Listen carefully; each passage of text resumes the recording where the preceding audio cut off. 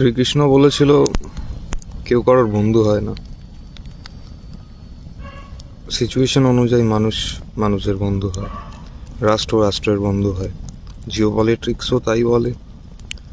তো আমাদের পশ্চিমবঙ্গের ব্যক্তিদের ভাবা দরকার যে শ্রীকৃষ্ণ কেন বলেছিল সবাইকে যে নিজের উদ্ধার নিজেকে করা দরকার। তুমি যদি মানুষ হয়ে নিজের উদ্ধারের কথা না ভাবো, তাহলে তুমি মানুষ জীবনটাকে বিফলে দিয়ে দেবে। তাই কাল অবধি কে আমার বন্ধু ছিল, সে যে আজকেও বন্ধু থাকবে, তার জীবনে কোনো স্বার্থ পরিবর্তন ঘটবে না, সেটা বলা কোনো একটা মানুষের দ্বারা সম্ভব নয়।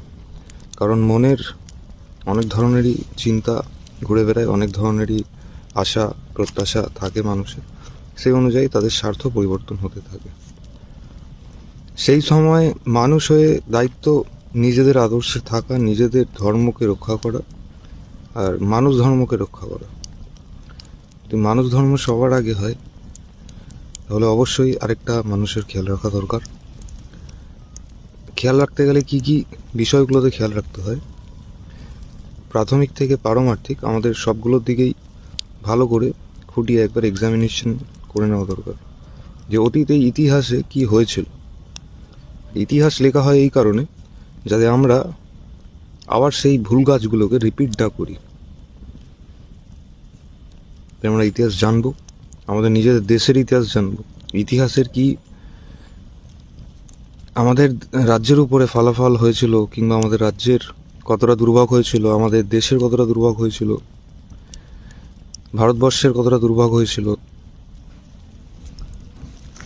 সেই কবি, প্রত্যেকটা কবি, রাইটার, নেতা, তাদের বুকে কতটা আগুন জ্বলেছিল, আমরা তার সাথে পরিচিত। আমি এখনও বলবো যে মানুষ হয়ে তোমাকে নিজের দায়িত্ব নিজেকে নেওয়া উচিত, নিজেকে উদ্ধার করার দায়িত্ব নিজে। কারণ এরকম কিছু সিচুয়েশন আছে যেখানে তোমাকে কেউ হেল্প করতে পারে না, যদি তুমি না চাও তোমার হেল্প করতে। তো মন দিয়ে ভাবো, চেতনার সাথে ভাবো, কোন দিকে ধ্যান দিলে তুমি নিজেকে রক্ষা করতে পারবে, তোমার পরিবারকে রক্ষা করতে পারবে। পৃথিবী অসন্তুলিত, আর এটা আমাদেরকে মানতে হবে, পৃথিবী অসন্তুলিত।